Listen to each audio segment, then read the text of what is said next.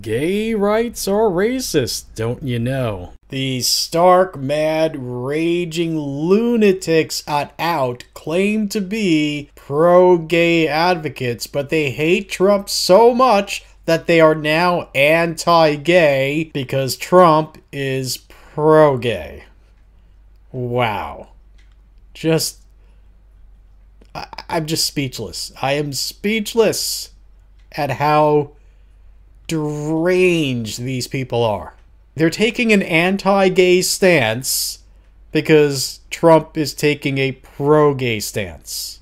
It's like cancer patients being mad at Trump for curing cancer because they hate Trump that much. Okay? Now, folks, if you don't already know, I'm not uncritical of Trump. Okay? I have criticized Trump before. I probably will again. Whatever. But look, if you're against somebody, be honest with your criticism. Don't be a liar. Don't be stark, raving, mad lunatic. And don't change your principles because you hate somebody that much. Okay? Be a good person instead.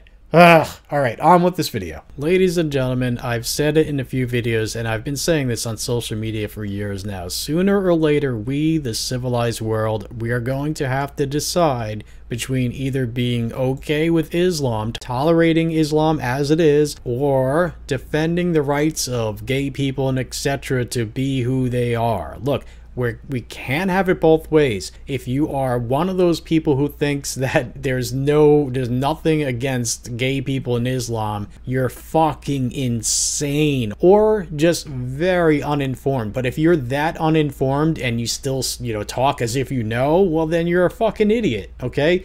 Look, in Islam, it is a sin to be... Yes, I know also in the Bible it says that you should kill gay people too. Yes, and that's wrong. I denounce Christianity's anti-gayness and other stuff about Christianity as well. Look, if you're okay with the anti-gay aspects of Christianity, fuck you. If you're okay with the anti-gay aspects of Islam, fuck you. Okay? But anyway, sooner or later... I've been saying this, sooner or later we're going to have to choose between the two. Well, it's already been forced, okay? Because if you don't already know, over there in the UK, there already is a school where Muslims are protesting because they don't want their kids to learn that it's okay to be gay in a certain school where, they're teaching that. I'm not saying that it's just that school they're teaching that. I'm saying that it's that particular school where Muslims are freaking out about it because in that particular school, most people there are Muslim. And to be fair, there are fundamentalist Christians who are marching alongside with the Muslims who are protesting this stuff. Now, also to be fair, they're teaching homosexuality to kids who are like 7 years old or whatever. And I think that 7 years old is too young to be learning about sex, period. Okay? It's not that, oh, don't teach 7-year-olds about gay sex, just don't teach 7-year-olds about sex. Anyway, a few minutes ago I saw this being passed around on social media, and my first thought was the following. They're gonna call Trump racist for wanting there to be gay rights in countries that they perceive to be brown. Oh my god, the poor brown people, they don't know any better, see? They're not as good as us, so we should allow them to be anti-gay, you see? Because they're not as good as we white liberals. No. Fuck you. Number one, Islam is not a race. Okay? Oh, but most Muslims are brown people from the Middle East. No, that is factually incorrect. Look it up. Look up the statistics. You're wrong. And number two, even if 99% of Muslims were of a particular ethnic group, Middle Easterners or whatever, Islam is still not a race. Stupid. So what am I talking about? Okay, well, let's look into this, okay? Here we go. Out. Okay, presumably Out is pro-gay, or pretends to be pro-gay. A lot of times these days, even gay people are choosing to throw their own under the bus if they get a chance to say something bad about Trump. And here we go. This is a peak example of what I just said. Trump's plan to decriminalize homosexuality is an old racist tactic. Oh my goodness, how dare he? It's their culture, don't you know? Cultural relativism. Just because we say that it's wrong to be against gay people over here, doesn't mean that we're right about that. If they say that being anti-gay is okay, well, that's their culture, and who do we say?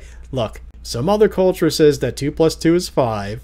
And we say that 2 + 2 is 4, We are correct, and they are incorrect. That's just how it is. Why? Because take two apples, take two more apples, and now put them together, and now count them. Do they add up to 5? No. Okay, so you're fucking wrong if you think that another culture can determine that 2 plus 2 equals 5. And you're also fucking wrong if you think another culture can say that being gay is wrong. Okay, well, they can say it, but they should not be allowed to act on it.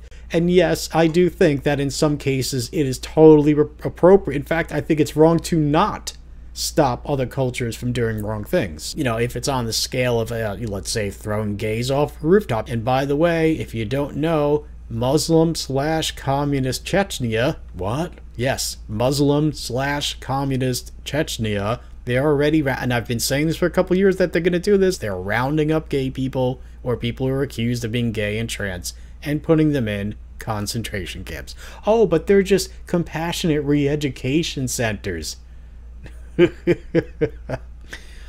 And, you know, believe me, people will be saying that pretty soon. So anyway, a couple of minutes after I found out that Trump has a plan to decriminalize homosexuality in other nations to encourage them to make it now legal to be gay, as soon as I saw that, I said, yep, they're going to call him racist, and here we go. So again, out. The headline, Trump's plan to decriminalize homosexuality is an old racist tactic. And you may have seen this photo from older videos of ours. I've been using this photo for quite a while. Oh my God, that goes against our narrative.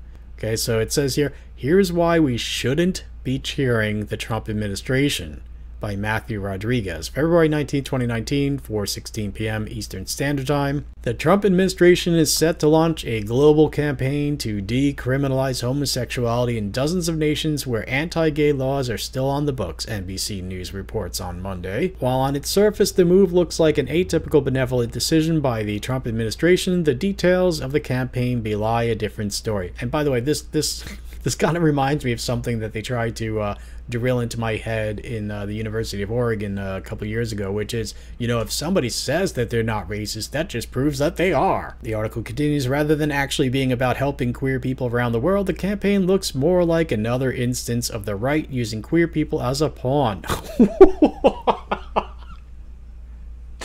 As if the far left hasn't been using gay and trans people as a pawn to shut down free speech. You fucking hypocrites.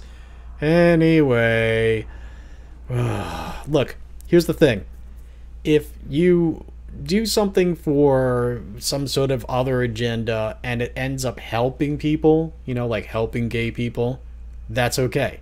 If you use people like gay people and trans people as a pawn and your agenda ends up hurting them, that's not okay. See, that's the difference between the left using gay people and trans people as a pawn and what's going on here. In the former case, it actually hurts gay people and trans people and everyone else because the agenda is to take away free speech or to force people to use certain words. Newspeak, you know, like in 1984, Newspeak. And it seems, at least, I don't know all the details, but it seems like this, even if it is just to make Trump more popular, who cares? If it helps gay people, that's good, okay? But that's the thing. I think they realize what's going on here, which is that it will make him look good. It will make him seem less racist or whatever. I'm not saying that he is, but it will change people's public opinions about him to see, well, okay, I guess he's not all that hateful of gay people because look what he's doing.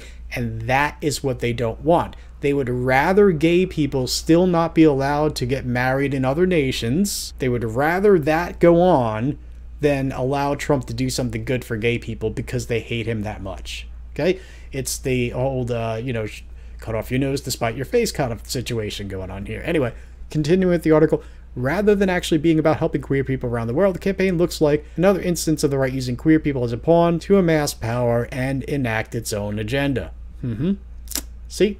There you go. It almost goes without saying that the Trump administration does not have a great human rights record at home when it comes to LGBTQ+ issues. Advocacy group GLAAD has kept a record of the many times the administration has harmed LGBTQ+ people, from its transgender military ban to the reversal of plans to include LGBTQ people in the 2020 US Census. Now, personally, I don't know much about either one of those two, so I'm just not going to comment on that. And by the way, I am not uncritical of Trump, and I wouldn't even call myself a Trump supporter. When he does things that I support those things. When he does things I don't support those things. That's just how it goes. It's how everyone should be, by the way. And prior to his ill-conceived plan to address the HIV/AIDS epidemic, Trump's administration has had an abysmal record on addressing the virus. I don't know much about that either, so I won't comment on that. The most telling detail of NBC News' report is that his plan centers on homophobic violence in Iran.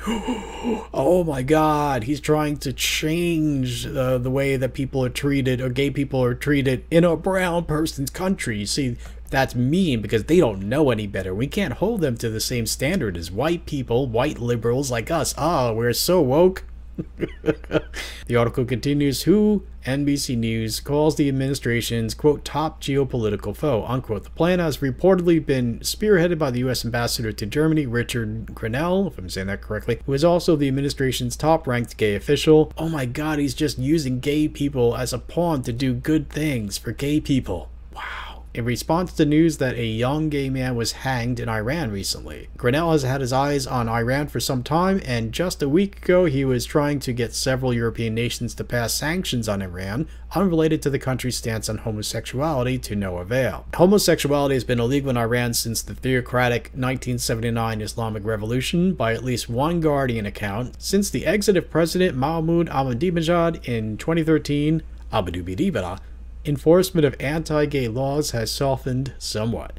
Homosexuality, according to the writer, is an quote-unquote open secret, and most queer people fear homophobic reaction from fellow citizens more than the authorities. Grenell's sudden interest in Iran's anti-gay laws is strikingly similar to Trump's rhetoric after the 2016 Pulse massacre in Orlando, Florida. After the deadly shooting, Trump used the 49 deaths as a way to galvanize support for an anti-Muslim agenda, rather than find a way to support LGBTQ plus people.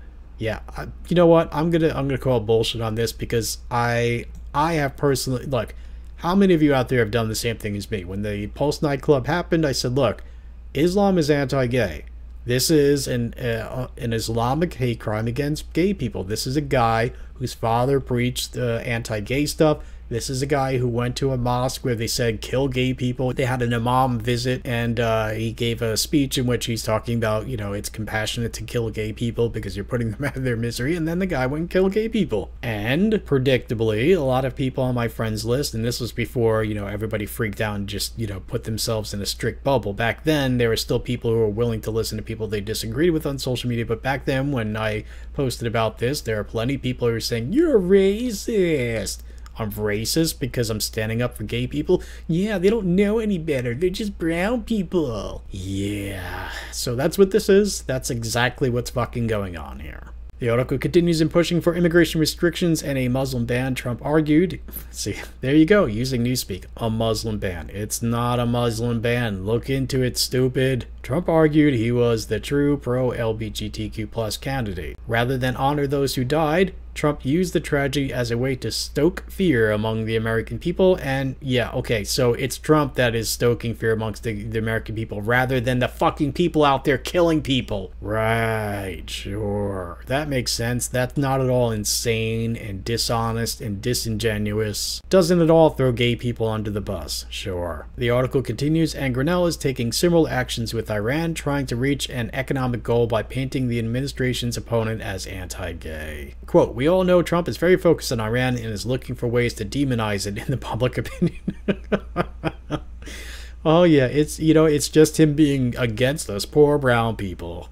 It's Islamophobic. Anyway, continuing the quote, we all know Trump is very focused on Iran and is looking for ways to demonize it in the public opinion, and this is one area where you know the US and European countries see eye to eye on Iran, unquote. Josh Lederman, who reported the original NBC News story, told out in a phone interview, quote, so it makes for them to focus strategically on that rather than on sanctions, where there's been a big gulf between the US and its allies, unquote. The truth is, this is part of an old colonialist handbook. And there you go. There's another Newspeak. Colonialist. This is Newspeak, okay? This is postmodernist, cultural Marxist crap. In her essay, quote, Can the Subaltern Speak, unquote, post-colonialist theorist Gayatri Spivak, if I'm saying that correctly, coined the term quote, white men saving brown women from brown men, unquote, to describe the racist, paternalistic process by which colonializing powers would decry the way men in power treated oppressed groups like women to justify attacking them. See, there you go. Oh my God, if a person is trying to save a woman from a man, and the former guy is white and the latter guy is brown, that's racist. It's colonialist. Look, so this person's literally arguing that it's okay for men to oppress women if the men and women are brown, and it's not okay for other people to try to stop that. Oh my goodness. Continuing with the article, Spivak was referencing the British colonial agenda in India, but Grinnell's attack might be a case of white men trying to save brown gay men from brown straight men to the same end. See, there you go. If you're white, you can't do a good thing without being criticized and called racist for it, apparently. Continuing with the article, there are several signs that this decision is denoted in a colonial sense of paternalism rather than any true altruism. According to the report, the decriminalization campaign is set to begin in Berlin, where LGBTQ+ activists from across Europe will meet to hatch a plan that is, quote, mostly concentrated in the Middle East, Africa, and the Caribbean, unquote. You see, it's because they're brown. We have to defend them. We have to defend the poor brown people's rights to oppress gay people in their countries because of cultural relativism. And keep in mind, by the way, in Germany, it either is or it soon will be legal for grown men to rape children because of Islam. And that's another thing, folks. I keep saying this, and it's already happening. Sooner or later, the West will start being okay with pedophilia because it's racist to not be okay with pedophilia because Muslims are brown people, even though they're not, because Islam is a race, even though it isn't, and if you're against Islam, then you're racist, so you have to let grown people rape kids. This is cancer, okay? Islam is cancer, and it must be dissected from the body. It must be treated as cancer, okay? It is cancer. Continuing with the article, that sentence alone should set off several alarm bells. They're referring to, quote, mostly concentrated in the Middle East, Africa, and the Caribbean, unquote. Because, gosh forbid if you should try to, say, for example, try to cure AIDS in Africa. That's racist because you're concentrating on Africa. Oh my goodness. So that sentence alone should set off several alarm bells. First of all, the Middle East, Africa, and the Caribbean are huge geopolitical entities. Okay. And your point is what? Attitudes toward gay people differ greatly among countries and regions within those entities, and attempting to gather a room of European activists on how to deal with queer issues in those regions is the definition of paternalism. Okay, wait a minute. So it's not patronizing to say that it's okay for Middle Eastern countries and African countries, etc., to be anti-gay. That's not patronizing. It's not patronizing to have the soft bigotry of low expectations to say, oh, they're just brown people, you shouldn't try to stop them from being bad to gay people. That's not patronizing. But it's patronizing to try to get them to respect gay people. Fuck, you are backwards. Holy shit. Oh my goodness, the peak stupidity. But the thing is, it's early in 2019, and I guarantee you we're going to see even worse, even more regressive stuff than this. Continuing with the article, according to Liederman, the names of the activists attending the dinner scheduled for Tuesday night in Berlin are not yet known. Ooh, let's dox them. We gotta stop these people. But they hail from a dozen European countries, including countries from Eastern and Central Europe, where legal protections for LGBTQ+ people are weaker than in Western Europe. Oh, I see. The names of... So this is whataboutism now. The names of the activists are being concealed as some are not ready to be identified publicly. Liederman says that the sentiment on the ground is that the initiative is, quote, very much a work in progress, unquote, and that they made the announcements while, quote, there's still a lot of strategy being worked out, unquote. However, Liederman did confirm that as of right now, activists from countries in the regions being discussed, from Africa, the Middle East, and the Caribbean, are not currently being brought to the discussion table. Quote, they're not sure what it's going to look like as it gets fleshed out, unquote, and while he says they could possibly invite people from the affected regions, quote, at a future date, unquote, he says right now they're still working out details. Though plans may or may not exist to invite local LGBTQ+ advocacy groups to the table, that they are not there at the plan's inception is dangerous.